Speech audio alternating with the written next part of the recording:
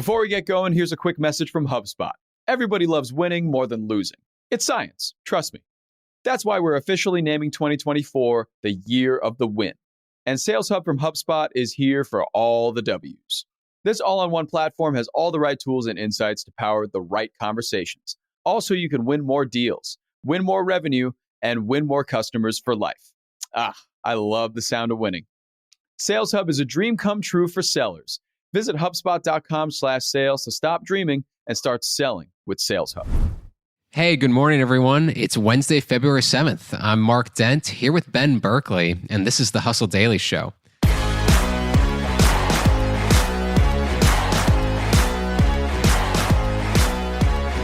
Today, we're going to discuss sports betting. It is inescapable. 8 of the top 10 sports apps in the Apple Store are centered around gambling. And one of them is now under fire for making it easy for underage users to make wagers. Meanwhile, the biggest event in all of American sports, the Super Bowl, is going to be played less than a mile away from the center of the gambling world, the Las Vegas Strip. So we're going to talk about the rising hold of the gambling business on sports and how it got mainstream so dang quickly. But first, let's just give you the hits and the headlines today across business and tech. All right, starting off with Meta.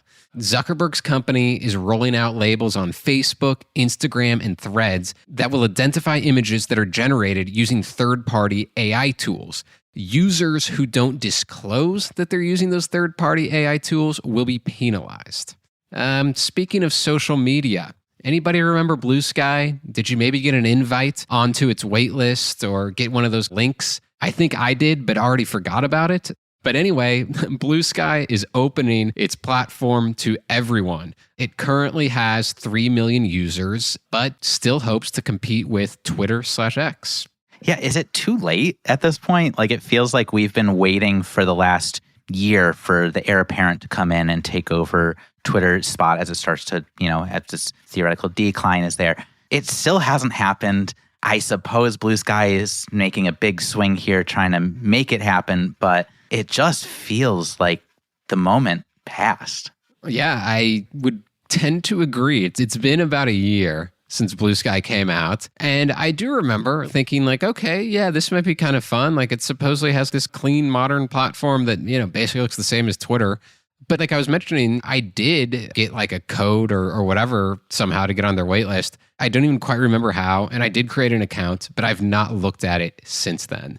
And I get the slow launches. I mean, that's how Facebook just started at Harvard, and then it just branched off into a few of the other elite universities. So you can have these kind of slow buildups. But I mean, when you think about Twitter just kind of alienating so many of its users, you wonder why you wouldn't want to just pounce quickly and get as many people as you can. Yeah, I mean, I guess they are betting on the fact that the implosion is going to continue over at X, now it is, and probably not a bad bet in that regard, but it still doesn't feel like it's clear who's going to be there to pick up the pieces. Mastodon and Threads have all had their moment, and Blue Sky's obviously had its moment, and none of them have materialized as the place to go next, and we'll see. Nobody can beat X yet, No. That's for sure. All right, let's move on to some Boeing news. The daily drama over the safety of its 737 MAX jets is now not just the only mess on the company's horizon. Boeing's contract with its mechanics and aerospace worker union expires in September. Union leaders have announced that they're going to demand a 40% pay raise.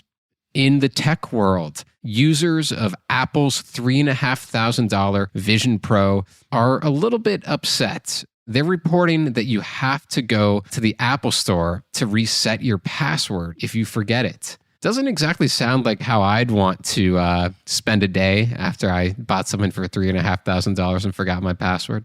Yeah, I would be a regular at the Apple Store. They would know the second I come in and be like, oh, this guy and his forgotten passwords again. Good job, guy. But I guess you can also mail them in to Apple. So I suppose if you want to avoid the trip. But either way, you're relinquishing this device that you just spent a whole lot of money on to get it reset just because you can't have your passcode. That's probably something they're going to need to fix at some point here. Yeah, and in general, it just seems like this might be another barrier to the sort of like AR, VR adoption. If the Vision Quest Pro it's already expensive, there's already, a little bit of doubt about how much just sort of mainstream adoption there will be of these technologies. And now it's just like, I'm going to have to go to the Apple Store way too often. Yeah, this is also unfortunate just on the level that we want Vision Pro owners to not be on the roads because they're going to end up doing that thing that we've seen in the news with people wearing them while driving. Right. I would just love it if everyone who bought one is just permanently at home in their little spatial world. Right. All right, moving on to some final news before we get to our main story. The South Korean construction company Boeing Group said it will pay employees $75,000 if they have a baby. That's an incentive to boost the country's declining birth rate. Boeing Group is also going to retroactively pay $5.25 million to employees who've had babies since 2021. Okay, let's get on to the main story, which today is about sports betting. It's been 5 years since the U.S. Supreme Court shot down a federal law that had effectively banned sports betting in most states. It didn't take long, of course, for sportsbooks to pop up near stadiums everywhere and for sports betting apps to become ubiquitous. Ben, can you tell me a little bit more about where things stand right now? Yeah, well, let's start with a wild figure just to quickly give you a sense of scale on this betting industry. Okay. Americans wagered over $106 billion on sports just between January and November of last year.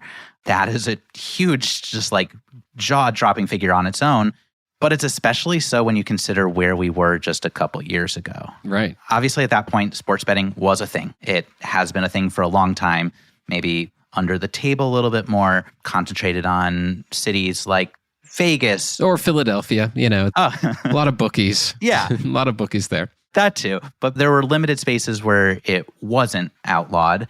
And then after this Supreme Court decision came through, and also probably after COVID messed with revenues across, the wider sports industry, the floodgates really opened and the dominoes have just kept falling. Sports leagues, broadcasters like ESPN, all of these brands which are really highly resistant to embracing gambling, now they've all got a big seat at the table. And this week in particular is really notable because we have the NFL as the leading sports league in the country.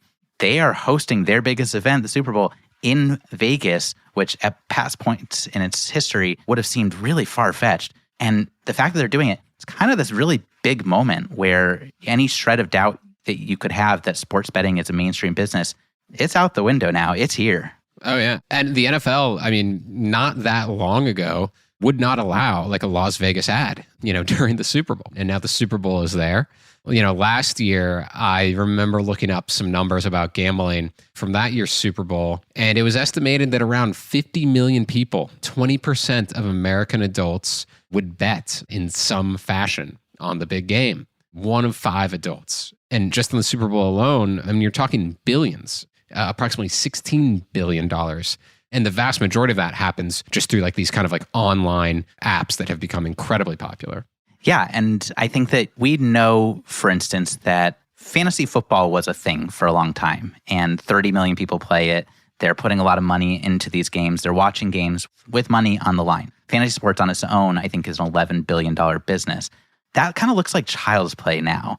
The amount of money that's going in is just so much more. The fact that you also can't really watch sports anymore without seeing just this deluge of advertising for these large gambling sites. Like the NFL alone has 3 different exclusive, I don't know how you can do 3 exclusive betting partners, but they did. Caesars Entertainment, DraftKings, FanDuel. They figured it out. Yeah, they're making so much money. We don't know exactly how much, but we could ballpark it if we wanted. It's hundreds of millions of dollars at minimum. And this is a league that, again, was so diametrically opposed to this so recently. Right. So as, most of us know, the legal age is 21 in most states. For instance, if you want to go to Vegas, play the slot machines, do any type of sports gambling, you got to be 21. And it's 18 in a few. But there's also some apps out there where it seems that children are able to make wagers. What's going on with this? Yeah, I think this was our main story in our newsletter this morning, was about really focusing on an app called Fliff, which is really rising in popularity. And sounds super inviting to children. Right? It almost sounds like one of those old Nickelodeon things like GAC or Floam. I mean, I heard about it and I was like, yeah, I'm in. Let's go. Last weekend, there were more than 200,000 bets placed on this platform. And this is a platform that also doesn't verify ages. I think they get around a lot of the traditional sportsbook rules because they call themselves a quote unquote social sportsbook and they exchange virtual currency. So they're getting away with a lot and they're kind of even directly market as suitable for ages 13 and up. But yikes, like we've got a situation where kids are really being, in essence, groomed to become gamblers down the road. And so obviously, gambling addiction is a very serious dark side to all of this. And it really makes you think twice whether this app should exist without any guardrails. So what we're talking about in this app, to kind of make clear here, is that these kids who are using it, kids who are under 18 years old, they're not using real money. They're using virtual currency. And is that how these apps are able to have this user base? Yeah. Let's say you win, you get to make in-app purchases. And so you're not necessarily doing damage in the same way you would on a traditional sports gambling app. But I think you have to keep in mind, I think that you had mentioned there's this really interesting analog here of, do we give kids candy cigarettes still? Do we give kids non-alcoholic beers? Typically no, and there's a reason for that. Right. So are any of these apps facing any sort of brushback from regulators? I mean, obviously the Washington Post did an investigative report about all this, which we'll reference some of these statistics from, but has there really been a crackdown on them? And can there be a crackdown on them if they're kind of finding this maybe gray area? It kind of feels like it's beginning.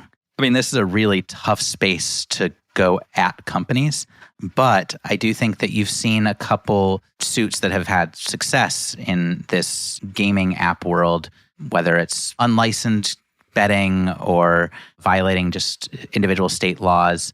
But it's really slow to come. It's really hard to regulate things that operate in so many different states where all the different rules exist. I don't know. It feels kind of like a game of whack-a-mole also. Like, I imagine you knock an app like this down, you're going to have a couple more pop right back up. And meanwhile, it's Super Bowl week, gambling time. So I can't see this thing getting any smaller anytime soon, I guess. No, we're going to see a lot more. You're going to have a lot more exposure. I mean, we're talking hundreds of millions being spent on just TV ads alone by these leading sports books. So it's just going to be continuously more in our face. They're now in league with every individual sports league. So it's just going to become much more normalized. And the task of protecting children is frankly going to get harder in all of this. And Fliffs just kind of feels like the leading edge of that. All right. Well, we're going to leave it at that.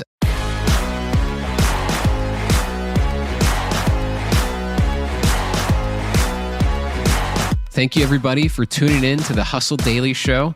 We're a proud part of the HubSpot podcast network. Our editor today is Robert Hartwig, and our executive producer is Darren Clarke. We've got a lot more tech and business coverage in our newsletter. So if you're not subscribed, please go get signed up at thehustle.co/email. We'll see you tomorrow.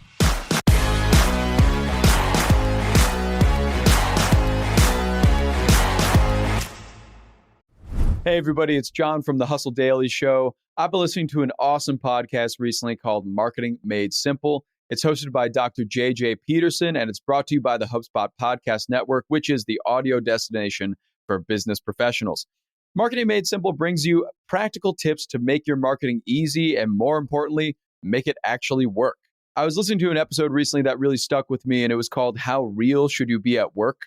In that episode, Dr. J.J. Peterson and his co-host April Sunshine Hawkins talked with Ashley Menzies Babatunde, who is the creator and host of her own podcast called No Straight Path, and it explores the human stories behind success. But on their podcast, Ashley dove into the importance of embracing humanity in the workplace and acknowledging that setbacks and emotional challenges are a natural part of everybody's daily life. So I found that really, really impactful. You can listen to Marketing Made Simple wherever you get your podcasts.